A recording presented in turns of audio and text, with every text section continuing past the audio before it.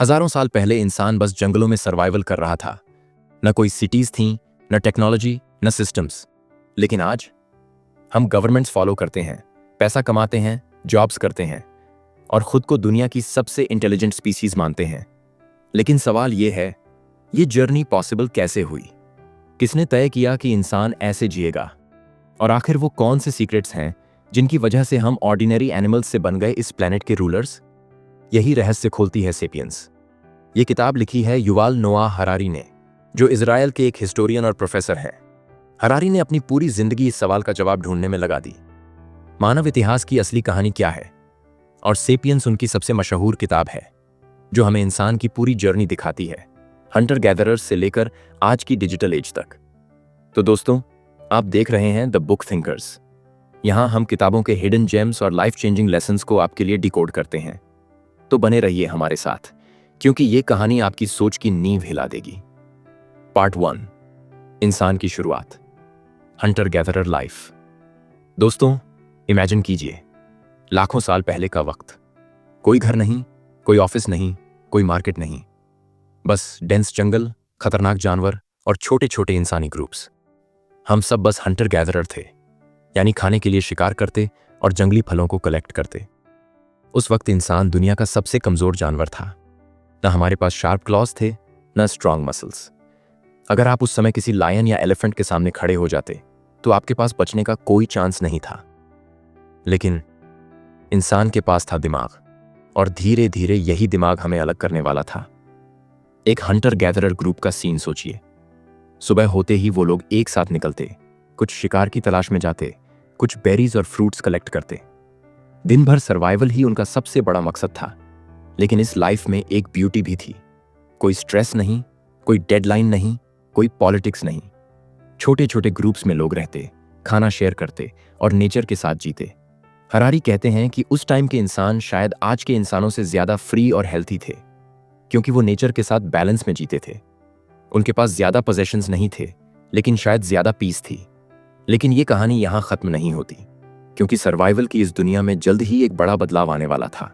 एक ऐसा बदलाव जिसने इंसान की पूरी कहानी की दिशा बदल दी, और उसका नाम था कॉग्निटिव रेवोल्यूशन। तो सोचिए, ऐसी रेयर और असली लाइफ चेंजिंग बुक सीखना कहीं मिस ना हो जाए। उसके लिए अभी सब्सक्राइब करें, क्योंकि सही वक्त पर सही नॉलेज ही असली ग्रोथ की शुरुआत है। पार्ट 2, कॉग्निटिव रेवोल्यूशन, सोच और इमेजिनेशन की ताकत। दोस्तों, इंसान लाखों सालों से एग्जिस्ट कर रहा है, लेकिन असली गेम चेंजर आया करीब 70,000 साल पहले। इसका नाम था कॉग्निटिव रेवोल्यूशन।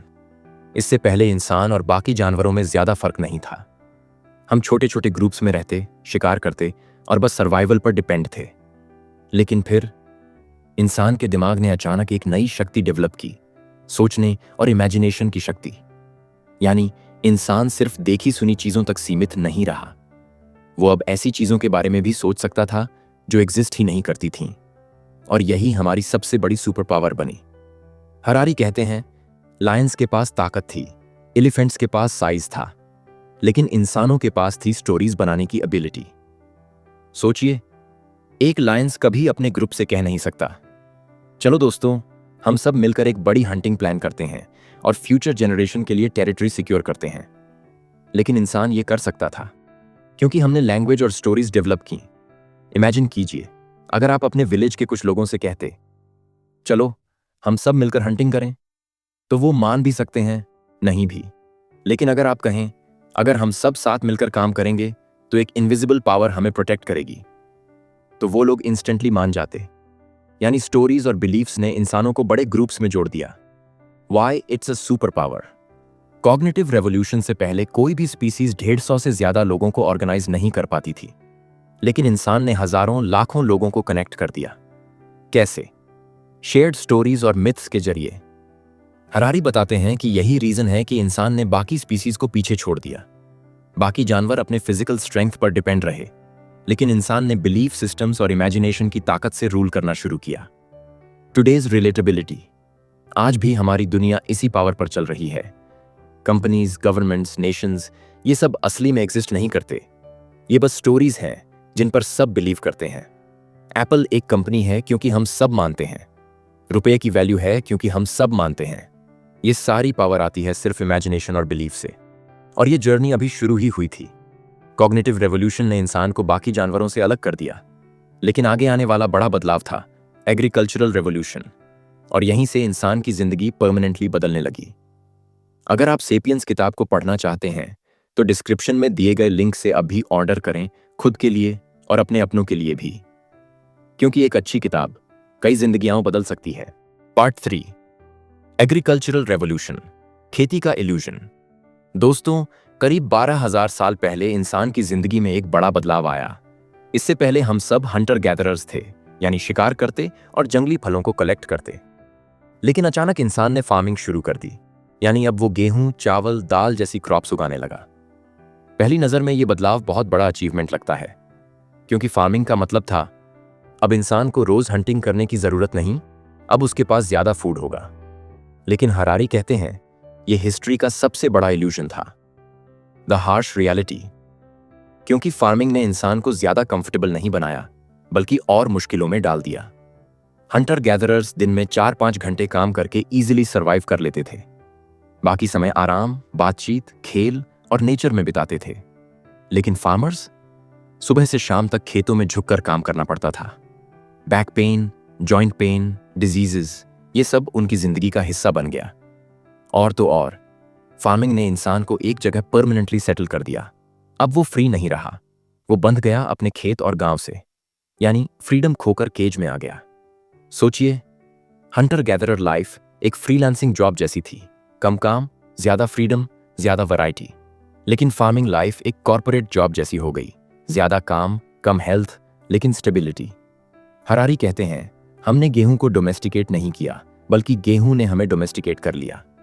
क्योंकि आज सोचिए, पूरी दुनिया की इकोनॉमी, पॉलिटिक्स और लाइफ गेहूं, राइस और व्हीट पर डिपेंड है। इनइक्वालिटी की शुरुआत, फार्मिंग ने एक और बड़ा बदलाव लाया, इनइक्वालिटी। हंटर गैदरर ग्रुप्स में सब बराबर थे, लेकिन खेती और लैंड ओनरशिप आने के बाद हायरार्की शुरू हुई। कुछ लोग रिच बने, कुछ गरीब, और यहीं से सोसाइटी में क्लास सिस्टम और पावर स्ट्रक्चर पैदा हुआ। डिजीज और पॉपुलेशन एक्सप्लोजन, फार्मिंग के साथ पॉपुलेशन तेजी से बढ़ी, लेकिन ज्यादा पॉपुलेशन का मतलब था ज्यादा डिजीजेस और ज्यादा कॉन्फ्लिक्ट्स।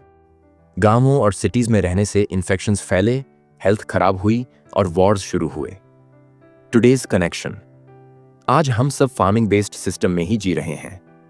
हम मॉडर्न टेक्नोलॉजी में हैं, लेकिन जॉब, करियर, EMIs, ये सब उसी फार्मिंग केज की मॉडर्न वर्जन है। हम सोचते हैं कि हम इंडिपेंडेंट हैं, लेकिन सच ये है कि हम एक इनविजिबल सिस्टम के गुलाम हैं, जैसे पहले किसान अपने खेतों के। तो दोस्तों, फार्मिंग ने इंसान को कंफर्ट तो दिया, लेकिन उसी के साथ स्ट्रेस, इनइक्वालिटी और डिजीजेस भी लाया। ये इल्यूजन था डेवलपमेंट का, और यहीं से शुरू हुई इंसान की अगली बड़ी journey, unification of human kind.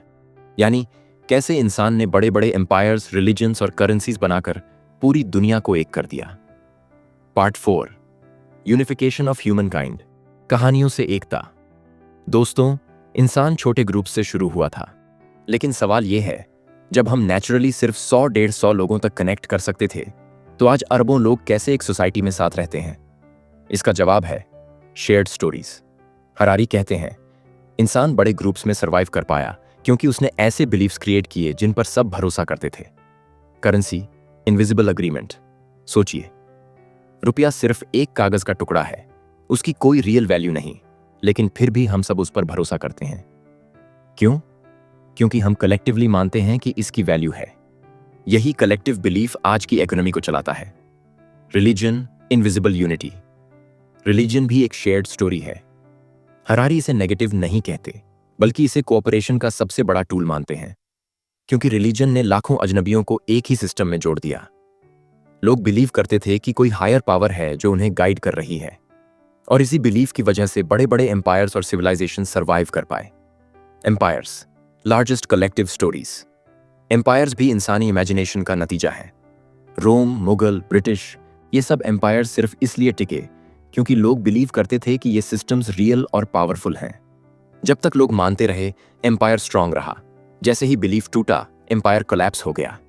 आज भी हम ऐसी ही स्टोरीज फॉलो करते हैं, जैसे इंडिया एक कंट्री है, अमेरिका एक कंट्री है, लेकिन असल में जमीन तो वही है, बाउंड्रीज तो इमेजिनरी लाइंस हैं। फिर भी अरबों लोग इन पर विश्वास करके अपना पूरा जीवन जीते हैं। वाई स्टोरीज यूनाइट अस। हरारी कहते हैं स्टोरीज हमारी सबसे बड़ी सुपर पावर है, क्योंकि यही हमें चिंपैंजीज और लायंस से अलग करती हैं। बाकी जानवर सिर्फ प्रेजेंट में जीते हैं, लेकिन इंसान अपनी कहानी बनाकर फ्यूचर क्रिएट करता है। Today's connection. आज की दुनिया में भी यही ट्रूथ है। डेमोक्रेसी, कैपिटलिज्म, ह्यूमन राइट्स, ये सब भी शेयर्ड स्टोरीज हैं। ये एग्जिस्ट सिर्फ इसलिए करते हैं क्योंकि हम कलेक्टिवली इन्हें मानते हैं। तो दोस्तों, इंसान ने स्टोरीज और बिलीव्स की ताकत से खुद को यूनिफाई किया, लेकिन असली बदलाव अभी बाकी था। क्योंकि जैसे जैसे इंसान ने अपनी इमेजिनेशन से दुनिया बनाई, वैसे वैसे उसने साइंस की ओर कदम बढ़ाए, और यहीं से शुरू हुई हिस्ट्री का सबसे बड़ा chapter, scientific revolution. Part 5, scientific revolution, नई सोच, नई दिशा। दोस्तों, करीब 500 साल पहले इंसान ने एक ऐसा स्टेप लिया जिसने पूरी हिस्ट्री की डायरेक्शन बदल दी। इसे कहते हैं साइंटिफिक रिवॉल्यूशन। उससे पहले इंसान नॉलेज को मेनली रिलीजन और ट्रेडिशन से समझता था। अगर कुछ समझ न आए तो लोग कहते गॉड चाहता है ऐसा हो। लेकिन फिर इंसान ने सोचना शुरू किया, शायद हमें खुद ऑब्जर्व और एक्सपेरिमेंट करना चाहिए। और यहीं से शुरू हुई साइंस की असली जर्नी। क्यूरियोसिटी की ताकत। हरारी कहते हैं कि साइंटिफिक रेवोल्यूशन की सबसे बड़ी खासियत थी इग्नोरेंस को एक्सेप्ट करना। यानी इंसान ने पहली बार माना कि हमें सब कुछ नहीं पता, और ये एक्सेप्टेंस ही क्यूरियोसिटी की मदर बनी। डिस्कवरीज और इन्वेंशंस। पिछले 500 सालों में इंसान ने जितनी डिस्कवरीज की, उतनी पूरी हिस्ट्री में नहीं हुई। एस्ट्रोनॉमी ने हमें यूनिवर्स की डेप्थ दिखाई, मेडिसिन ने लाइफ एक्सपेक्टेंसी बढ़ा दी, फिजिक्स और केमिस्ट्री ने टेक्नोलॉजी का रास्ता खोल दिया। सोचिए, इलेक्ट्रिसिटी से पहले की दुनिया कैसी होगी? न इंटरनेट, न मोबाइल, न लाइट। लेकिन आज हम इन चीजों के बिना सर्वाइव नहीं कर सकते। ये सब पॉसिबल हुआ साइंटिफिक रेवोल्यूशन की वजह से। पावर और नॉलेज का नया रिश्ता। हरारी बताते हैं कि साइंस ने इंसान को सिर्फ नॉलेज ही नहीं दिया, बल्कि नॉलेज से पावर भी दिया। यानी नॉलेज इज पावर असली में यहीं से शुरू हुआ। साइंस ने इंसान को नेचर पर कंट्रोल दिया, वैक्सीन्स ने डिजीजेस को हराया, मशीन्स ने प्रोडक्शन बढ़ाया, और आज का इंटरनेट और एआई ये उसी जर्नी की नेक्स्ट स्टेज है। Today's connection. आज आप जिस फोन से ये वीडियो देख रहे हैं, वो भी उसी रेवोल्यूशन का हिस्सा है जो 500 साल पहले शुरू हुआ था।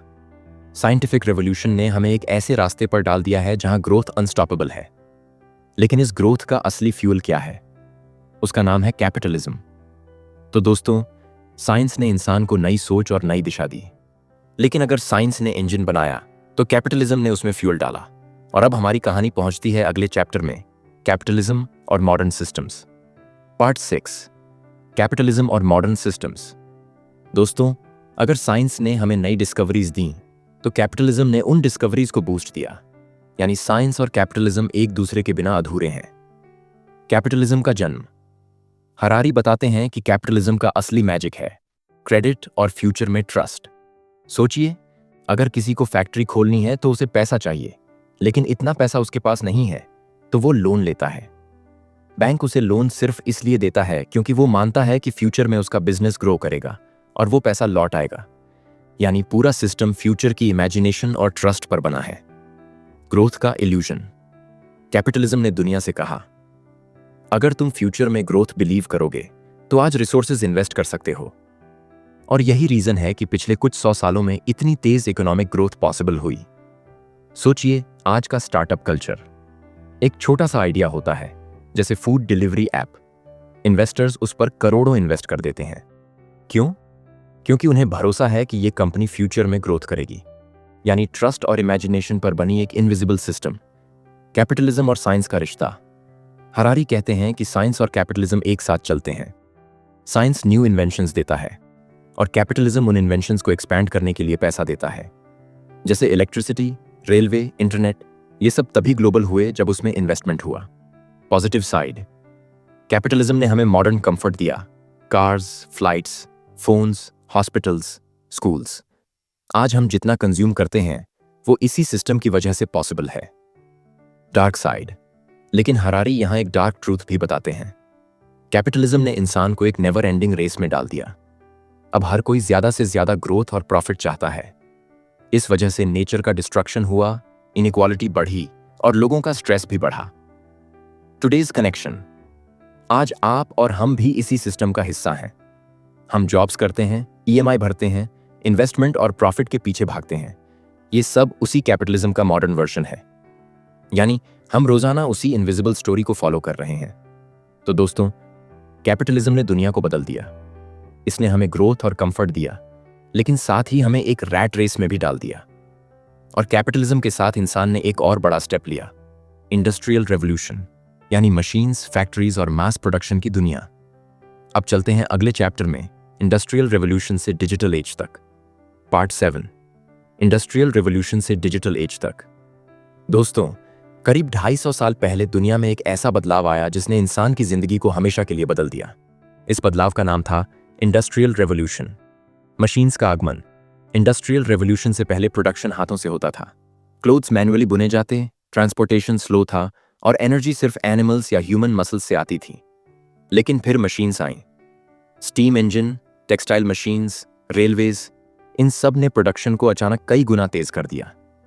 हरारी कहते हैं, मशीन्स ने इंसान की प्रोडक्टिविटी को एक्सपोनेंशियल कर दिया। मास प्रोडक्शन और सिटीज का राइज। अब फैक्ट्रीज बनने लगीं। लाखों लोग गांवों से निकलकर सिटीज में आ गए। मास प्रोडक्शन से गुड्स सस्ते हुए, लेकिन साथ ही वर्कर्स के लिए लाइफ टफ हो गई। फैक्ट्री में लॉन्ग आवर्स, पोल्यूशन, एक्सीडेंट्स, ये सब उनकी जिंदगी का हिस्सा बन गया।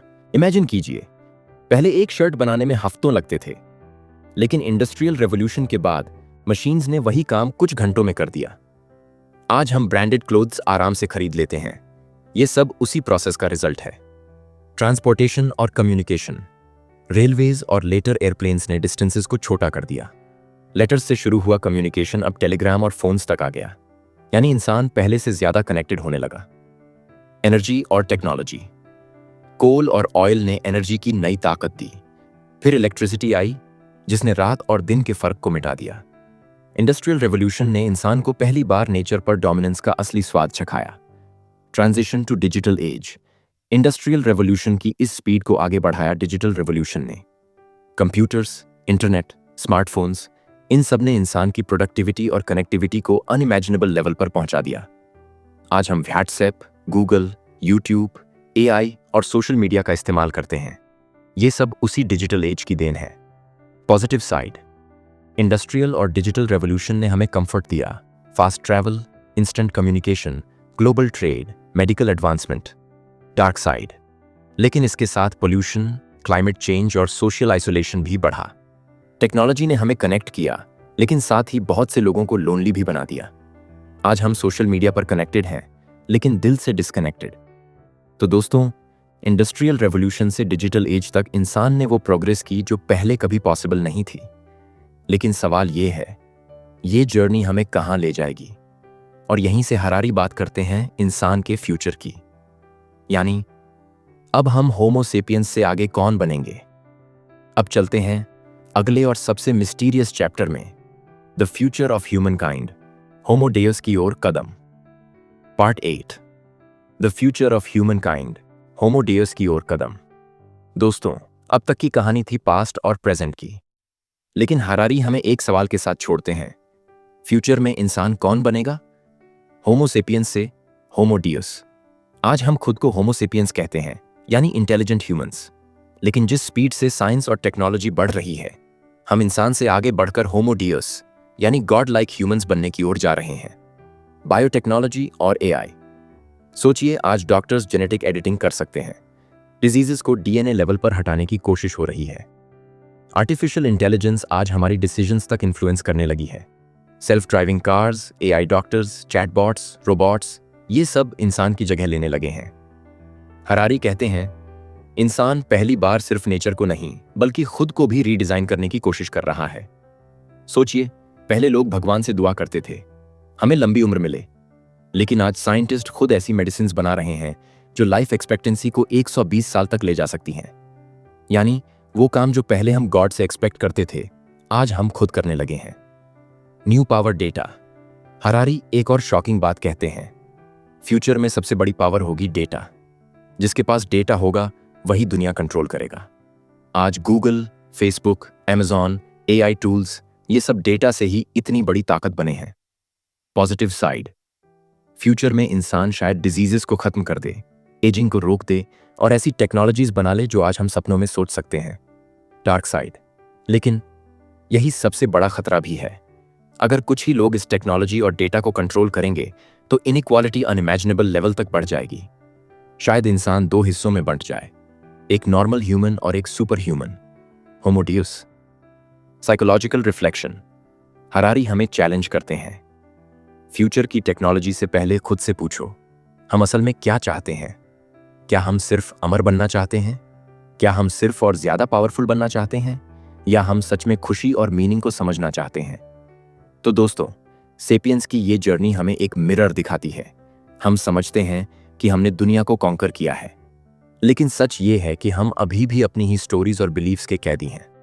हरारी हमें याद दिलाते हैं, अगर इंसान को फ्यूचर में सर्वाइव करना है तो उसे सिर्फ टेक्नोलॉजी नहीं बल्कि अपनी सोच और वैल्यूज भी अपग्रेड करनी होंगी। तो दोस्तों, यही थी सेपियंस की माइंड ब्लोइंग जर्नी। कैसे ऑर्डिनरी हंटर गैदरर्स बने पूरे प्लैनेट के रूलर्स। कैसे हमारी स्टोरीज, बिलीफ्स और इमेजिनेशन ने हमें चिंपैंजी से अलग करके सिटीज, एम्पायर्स और साइंस तक पहुंचाया। और कैसे अब हम एक नए मोड़ पर खड़े हैं जहां इंसान खुद अपनी कहानी रीराइट कर रहा है। अब सवाल आपसे है, आप क्या सोचते हैं?